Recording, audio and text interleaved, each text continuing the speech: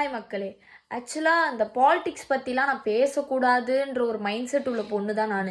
எனக்கு அதுவும் இல்லாமல் இந்த பாலிடிக்ஸ் மேலெலாம் ஒரு 0% இன்ட்ரெஸ்ட் தான். விஜய் சார் வர்றதுக்கு முன்னாடி வரைக்குமே ஒரு 0% இன்ட்ரெஸ்ட் தான். விஜய் சார் வந்த பிறகு தான் பாலிடிக்ஸ்னால் இப்படியா, அந்த பாலிடிக்ஸில் என்னென்ன இருக்குது இதெல்லாமே எனக்கு தெரியும். ஸோ அப்படி எனக்கு தெரிய வச்ச ஒருத்தருக்கு இப்போ என்னென்னா, அவர் நம்மளுக்காக தான் இவ்வளோ இறங்கி இவ்வளோ இருந்தால் அவர் ஒரு சினிஃபீல்டு லைனையே அவர் விட்டுட்டு வந்ததே நம்மளுக்காக தான் நான் ஆனஸ்ட்டாக சொல்லுவேன். அவர் நினச்சா அவர் சினிஃபீல்டு லைன்லேயே நிறைய சம்பாதிச்சிருக்க முடியும். அவர் அதெல்லாம் விட்டுட்டு வராருன்னா அதெல்லாம் நம்மளுக்காக தான் வராரு.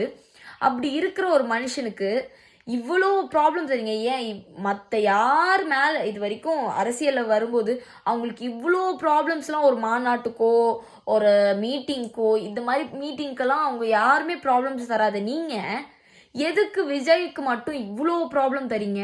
எனக்கு அதுதான் ஒன்றுமே புரியல. அவ்வளோ பயம் உங்களுக்கு இருக்குது.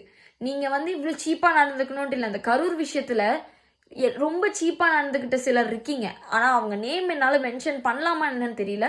பட் மக்களுக்கு தெரியும் யார் இந்த விஷயத்தில் என்ன பண்ணியிருக்கீங்கன்னு சொல்லிட்டு.